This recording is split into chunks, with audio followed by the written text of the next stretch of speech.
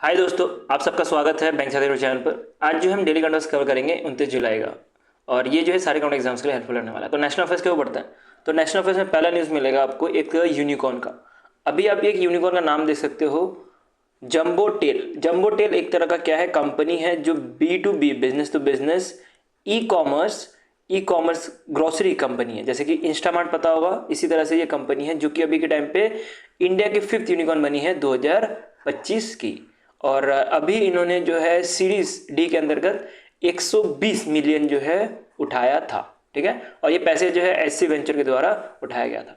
तो ये देख सकते हो, ये पूरा का पूरा आपको डिटेल मिल जाएगा। 2025 में जो पहला कंपनी बना था वो मिल जाएगा, दूसरा कंपनी जेस्पे बना हुआ था, तीसरा कंपनी पोर्टर बना था, चौथा कंपनी आपको एक पेट फूड का एक कंपनी मिलने वाला है, और पांचवा जो है आपको जंबो टेल मिलने वाला है। तो इन्होंने कितना फंडिंग उठाया है और कितना जो है लास्ट टाइम इन्होंने कौन सी सीरीज के थ्रू फंडिंग उठाया, वो सारा कुछ जो है आपको इसी टेबल में मिल जाएगा। यहाँ पे एक्सप्लेन करना मतलब नहीं बनता, जो एक्सप्लेन करना था न्यूज़ मैंने आपको ऑलरेडी एक्सप्लेन कर दिया। अब चलते हैं लॉन्चेस के ऊपर। फेडरल बैंक ने एक biometric authentication for e commerce card transaction launch किया गया। अगर मान लीजिए, अगर आपको कार्ड से पेमेंट करना है, कोई अगर ई कॉमर्स में अमेजोन में मान लेते हैं आपको पेमेंट करना है कार्ड के थ्रू, तो उसके बाद आप जब भी पेमेंट करने जाते हो, कार्ड नंबर दबाते हो, तो उसके बाद आपको ओटीपी दबाना पड़ता है। ओटीपी आता है, उसके बाद आप उसको ओटीपी दबाते हो और उसके बाद आपका पूरा पूरा पेमेंट जो है कंप्लीट हो जाता है। अब मान लीजिए आपको ओटीपी की जरूरत नहीं है, आपको सीधे का सीधा जो आपका थम आपका जो थंब प्रिंट रहेगा या फेशियल रिकॉग्निशन जो भी रहेगा आपका मोबाइल में, उसके थ्रू ही जो है पेमेंट एक्सेप्ट हो जाए। ठीक है, तो ये चीज़ करने वाली जो है मान सकते हो कि पहली बैंक बनी है, वो मिलेगी आपको फेडरल बैंक। तो फेडरल बैंक पहली इंडिया की ऐसी बैंक है जिन्होंने बायोमेट्रिक ऑथेंटिकेशन जो है अनेबल किया है ई कॉमर्स कार्ड ट्रांजेक्शन्स पर। इन्होंने पार्टनर किया है M2P के साथ, और उसके साथ जो मीन कासू पे है, इनके साथ पार्टनर करके जो है ये चीज़ हासिल की गई है। क्या क्या रहने वाला है इसके अंदर, मैंने ऑलरेडी बताया कि फेशियल रिकॉग्निशन और फिर जो फिंगरप्रिंट है, आजकल तो सबके फ़ोन में फिंगरप्रिंट और फेशियल रिकॉग्निशन कॉमन हो गया, सबके फ़ोन में आ चुका है। तो इसका यूज़ करते हुए जो है पूरा पूरा जो है ट्रांजेक्शन होगा। ठीक है, और ये सिर्फ फेडरल बैंक के लिए ही रहेगा। ठीक है, अगर फेडरल बैंक का कोई अगर यूज़ कर रहा हो कार्ड ये सब, तो उसी के लिए एप्लीकेबल रहेगा, बाकी बैंक के लिए नहीं है, ये चीज़ ध्यान देना। तो इसकी वजह से क्या होगा, जो ट्रांजेक्शन टाइम था वो कम हो जाएगा। जैसे कि मान सकते हैं कि ओटीपी पहले आता है, उसके लिए फिर 10 सेकंड रुको, फिर ओटीपी दबाओ, वो सब में आपको कम से कम 30 से 60 सेकंड लग जाता है। और कहना है फेडरल बैंक का कि इसकी वजह से 3 से जो है 4 सेकंड में जो है ट्रांजेक्शन प्रॉपर कंप्लीट हो जाएगा, जिसकी वजह से जो है टाइम भी कम लगेगा। और फिर कभी कभी देखा होगा आपने, ओटीपी भी नहीं आता। ठीक है, ओटीपी कभी कभी नहीं आता, तो वो चीज़ जो है प्रॉब्लम क्रिएट करती है। तो वो सारी चीज़ें जो है इस वजह से नहीं हो पाएगा जब बायोमेट्रिक जो स्टेप लिया गया इसकी वजह से। ठीक है, तो क्या क्या रहने वाला है इसमें, क्या क्या इसका एनरोलमेंट प्रोसेस को थोड़ा कवर कर लेते हैं। तो इसमें एक बार कंसेंट देना है चेकआउट के टाइम में। जैसे कि मान लेते हैं amazonpay.com पे आप गए, आपने पेमेंट किया, तो आपको एक बार ही जो है इसका कंसेंट देना है, और उसके बाद ये अनेबल हो जाएगा फॉर फ्यूचर ट्रांजेक्शन। अगर मान लेते किसी वजह से जो है बायोमेट्रिक ऑथेंटिकेशन फेल हो गया, ठीक है, आपका उंगली के जो फिंगर है उसके थ्रू जो है यूज़ नहीं हो पा रहा, या कैमरे के थ्रू जो रिकॉग्नाइज नहीं कर पा रहा, तो उस केस में जो है ओटीपी में जो है वापस से सेट हो जाएगा। मतलब वापस से जो है ओटीपी एक भेजेगा, और उस ओटीपी के थ्रू भी आप कर सकते हो। मतलब 2 ऑप्शन है, या तो बायोमेट्रिक के थ्रू कर लो या ओटीपी के थ्रू भी कर सकते हो। ठीक है, तो बोला जा रहा है कि ये जो नया रूल लाया गया है, ये आरबीआई का जो टू फैक्टर ऑथेंटिकेशन नॉर्म्स है उसको फॉलो करता है। डेफिनेटली इसको फॉलो करना ही पड़ेगा, इसको फॉलो नहीं करेगा तो बैंक को तो अलाउ ही नहीं किया गया होता कि आप जो है ये नया कुछ ऐसा इनिशिएटिव लो। ठीक है, तो 2 फैक्टर ऑथेंटिकेशन के अंतर्गत जो है अलाउ किया गया। 2 फैक्टर ऑथेंटिकेशन में क्या क्या रहता है, जैसे कि 2 फैक्टर में जो है ऑलरेडी आपका पेमेंट जो है चेक किया जाता है। ठीक है, एक तो आपका जो कार्ड वार्ड दबा के, इवन CVV दबा के जो है आपका एक तो ऑथेंटिकेशन हो जाता है, और दूसरा ऑथेंटिकेशन आपको ओटीपी के थ्रू होता था, लेकिन अब ओटीपी को हटा के जो है बायोमेट्रिक कर दिया गया है बाय द फेडरल बैंक। ठीक है, एक अच्छा स्टेप है अगर बात करें ट्रांजेक्शन जो है फास्ट होगा इसकी वजह से, और डेफिनेटली एक अच्छा स्टेप है जो दूसरे बैंक को भी उठाना चाहिए। अब बढ़ते हैं फर्स्ट न्यूज़ पे। तो इंडिया का पहला हाइड्रोजन ट्रेन कोच जो है लॉन्च किया गया, आप देख सकते हो हाइड्रोजन ट्रेन कोच जो है लॉन्च किया गया है इंडियन रेलवे के द्वारा।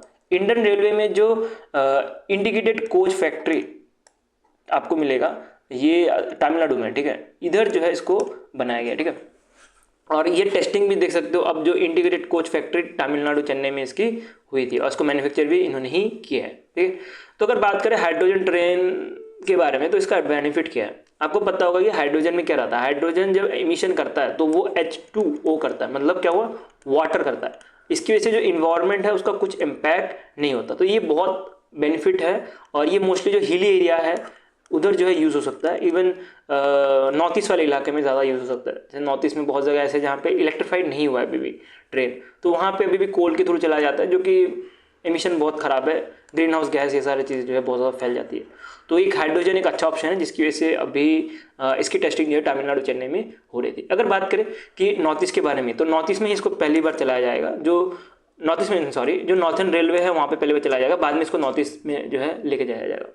तो नॉर्थन रीजन जो जाद और फिर सोनीपत है, इधर जो है एक तरह से डीएमयू में जो इसको यूज़ किया जाएगा। टोटल जो है पायलट बेस पे जो है 111.83 करोड़ रुपए जो है इन्वेस्ट करने की बात की, मतलब इतना जो है लागत लगने वाली है, ऐसा कुछ कहना है इंडियन रेलवे का। इसी को जो है हेरिटेज इनिशिएटिव के अंतर्गत भी 35 हेरिटेज साइट्स में जो है या हिली रूट्स में जो है इसको चालू किया जाएगा, और हर एक ट्रेन का कॉस्ट भी देख सकते हो 80 करोड़ रुपये करके पड़ेगा, ठीक है। और जो इंफ्रास्ट्रक्चर कॉस्ट है इसको बनाने के लिए रेल लाइन ये सब के लिए, तो उसके लिए जो है 70 करोड़ रुपये जो है लगने वाले। ये सारे जो अमाउंट है इसको एग्जैक्ट याद रखना, एग्जाम में किसी भी तरह से पूछा जा सकता है, ठीक है। नेक्स्ट न्यूज़ बढ़ते हैं। नेक्स्ट न्यूज़ आ रहा है ICMR की तरफ से, Indian council of medical research. इनका काम होता है कि मेडिकल रिसर्च, हमारा जो दवाई वाई जो है ये सब में जो है अपना योगदान देते हैं, ठीक है। तो इन्होंने पहला मलेरिया वैक्सीन जो है बनाने के लिए जो है EOI रिलीज़ किया गया। EOI मतलब क्या हुआ, इंटरेस्ट जो है कोई भी कंपनी अगर इंटरेस्टेड है तो वो इसके लिए एप्लीकेशन डाल सकती है, ठीक है। तो इसके लिए आपको ICMR regional medical research centre, उसके साथ ICMR national institute of malaria research और फिर डिपार्टमेंट ऑफ बायोटेक्नोलॉजी, ये सारे मिलने वाले हैं एक साथ ही मिलके जो है ये EOI जो है लॉन्च किया गया, ठीक है। तो EOI के अंतर्गत इसका मतलब क्या, एक्सप्रेशन ऑफ इंटरेस्ट के अंतर्गत जो ट्रांसफर ऑफ टेक्नोलॉजी है और फिर जो कम्युनिकेशन स्किल मैन्युफैक्चरिंग है, वो सारी चीज़ें जो है की जाएंगी कंपनीज के द्वारा। और कंपनीज जो हैं 2 स्टेज को टारगेट करने के लिए बोला गया। पहला तो आपको मिलेगा लीवर स्टेज और दूसरा मिलेगा मस्कुलर ट्रांजिशन स्टेट।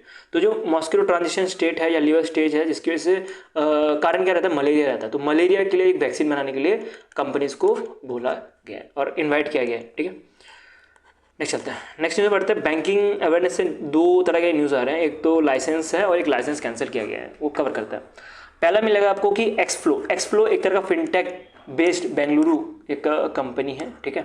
तो इनको अप्रूवल मिल गई है, ये एज अ ऑनलाइन एग्रीगेटर बन सकते हैं क्रॉस बॉर्डर पेमेंट के लिए बाय द RBI। अभी के टाइम पे इनको इन प्रिंसिपल अप्रूवल दिया गया है, फाइनल अप्रूवल नहीं दिया गया। इन प्रिंसिपल अप्रूवल मतलब क्या होता है, अभी के टाइम पे अपना जो भी इनका सॉफ्टवेयर है वो टेस्टिंग की जाएंगी RBI का जो ये पेमेंट एग्रीगेटर बनाया जाएगा उसके बाद, और उसके बाद जो है इनको फाइनल अप्रूवल बाद में सर्टिफिकेट ऑफ रजिस्ट्रेशन दी जाएंगी, ठीक है।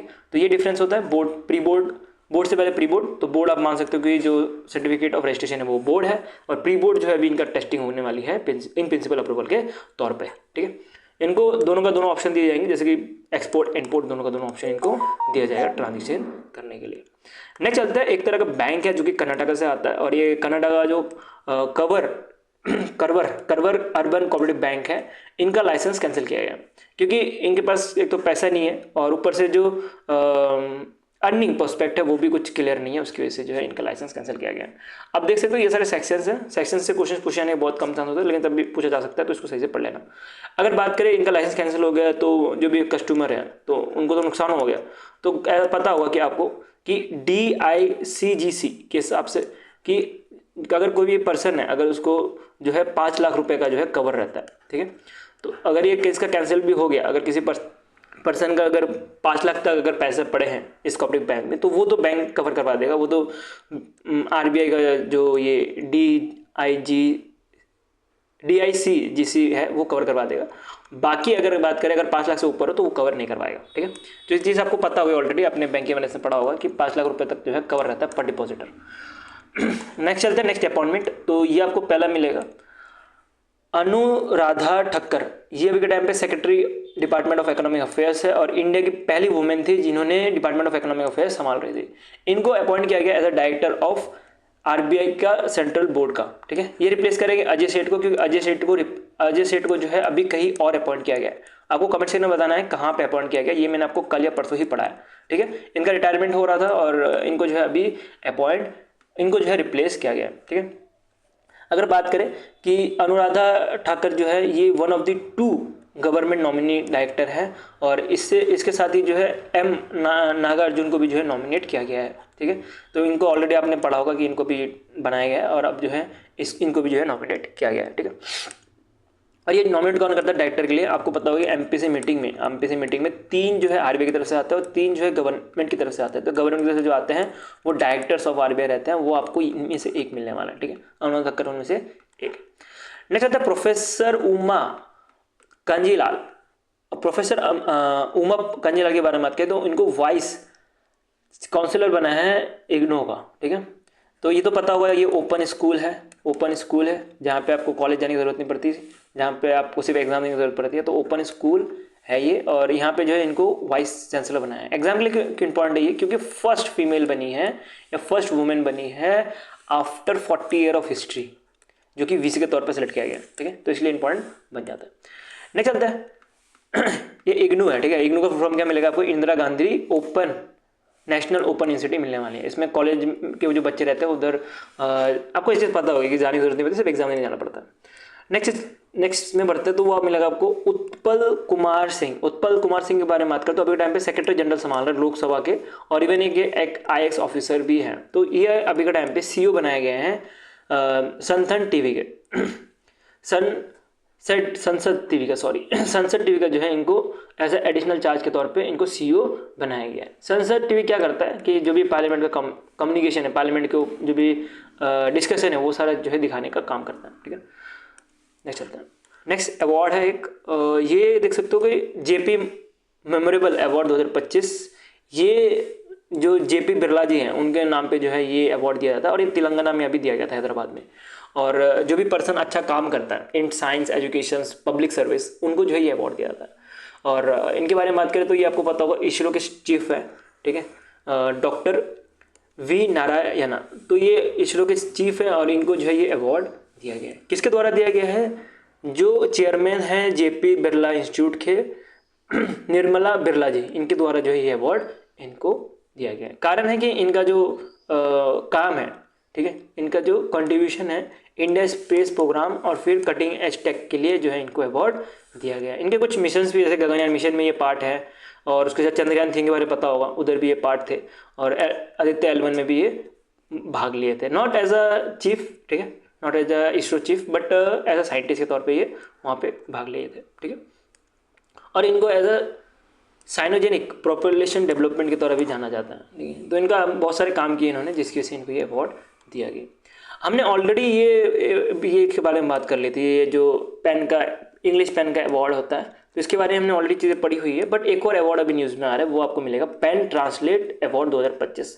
तो ये अवार्ड जो है गीतांजलि श्री जी को दिया गया है for her book once elephant lived here. ये एक तरह का बुक है जो कि ट्रांसलेट किया गया है बाय, ये आप देख सकते हो, ये जो है गीतांजलि श्री जी है, ये आपको मिलेंगे गीतांजलि श्री जी। और ये जो पर्सन दिख रही है ये मिलेगी आपको डेसी रॉकवेल। तो ये डेसी रॉकवेल जो है, ये जो है इन्होंने ट्रांसलेट किया था इस बुक को, वंस एलिफेंट लिव्ड हियर। तो ये दोनों को जो है ये अवार्ड दिया गया। ये आप बुक सकते, ये तो टॉम्स ऑफ सैंड वाली बुक है, बट ये इमेज इधर कुछ था नहीं तो मैंने आपको ये इमेज ऐड कर दिया। और टॉम्स ऑफ विंड के बारे में बात करें तो इसके बारे में बात करें तो इनको ऑलरेडी पिछली बार जो अवार्ड था उसमें इनको नवाजा गया था पेन का, लेकिन अभी जो ट्रांसलेशन के लिए जो है इनको नवाजा जा रहा है। ठीक है, तो ये इनका हिंदी में जो बुक था, ठीक है, ये जो आपको दिख रहा है वंस एलिफेंट लिव्ड हियर, इसका हिंदी टाइटल देखोगे तो इस बुक का आपको Tom's of sand fame he मिलने वाला है, जो कि ऑलरेडी इनको इसका प्राइज़ मिल चुका है पेन की तरफ से, लेकिन अभी ट्रांसलेशन की वजह से जो है 2025 का भी अवार्ड दिया गया। ठीक है, और बात करें गीतांजलि के बारे में, इनको इंटरनेशनल बुकर प्राइज़ भी दिया गया था। हाँ, ये रहा, मैं बता रहा था ना कि पिछली बार 2022 में इनको अवार्ड दिया गया था, मैं एग्जैक्ट डेट भूल गया था। तो पिछली बार इनको 2022 में अवार्ड दिया गया था टॉम ऑफ सैंड बुक के लिए, और अभी ये जो है ट्रांसलेट करके जो है इस बुक का नाम रखा गया है वंस एलिफेंट लिव्ड हियर।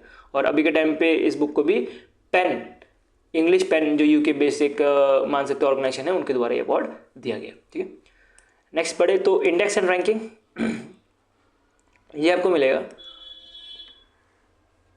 राष्ट्रीय सर्वेक्षण 2024, ये NCERT के द्वारा जो है इसको रिलीज़ किया जाता है। इसमें क्या रहता है कि बच्चे जो हैं क्लास 3, 6 और 9 के उठाते हैं, और उसमें से जो टॉप स्कोरर, जो बहुत सारे स्टेट से उठाते हैं, हर एक स्टेट से उठाते हैं, और उसमें जो टॉप स्कोरर रहते हैं वो स्टेट्स को जो है इसके अंतर्गत रखा जाता है। तो इस समय आपको पंजाब मिलने वाला है, उसके साथ हिमाचल प्रदेश, केरला, दमन एंड दीव और दादरा नगर हवेली और चंडीगढ़, ये सारे स्टेट्स मिलेंगे जिन्होंने टॉप परफॉर्मेंस किया। इनके जो बच्चे इन्होंने टॉप परफॉर्मेंस किया, इसलिए जो है इनको रखा गया इधर। ठीक है, छोटा सा न्यूज़ है, बस आपको ये पता होना चाहिए कि किसके लिए जो है अवार्ड दिया गया, कौन कौन से स्टेट्स है। मोस्टली पंजाब जो है आपको याद होता चल रहा है। नेक्स्ट चलते हैं, नेक्स्ट अवार्ड आ रहा है JSW एनर्जी। ये जो है ऐड हुआ है FTSE, इसका कोई फुल फॉर्म नहीं है, ठीक है, गुड इंडेक्स सीरीज में, जिसकी वजह से इनको रिकॉग्नाइज किया गया है for strong economic social governance focus के लिए। ठीक है, ESG के लिए जो है इनको रिकॉग्नाइज किया गया है। और बात करें जो ये FTSE फॉर गुड है, इसको मैनेज किया जाता है FTSE रसल, जो कि एक तरह से लंदन एक्सचेंज ग्रुप का एक पार्ट है। ठीक है, इनको द्वारा जो है मैनेज किया जाता है। तो इनके द्वारा ही बताया गया है कि JSW एनर्जी को जो है अभी FTSE फॉर गुड इंडेक्स में रखा गया। ठीक है, इंपॉर्टेंट है ये न्यूज़, इसको ध्यान देना। दो तरह के एमयूज है।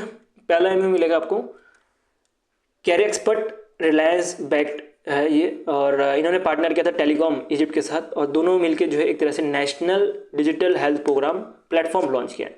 ये एक तरह का प्लेटफॉर्म है जो कि इजिप्ट में बनने वाला है। ठीक है, तो ये इजिप्ट में होस्ट होगा, इजिप्ट का जो नेशनल क्लाउड है वहाँ पे जो है इसको होस्ट किया जाएगा।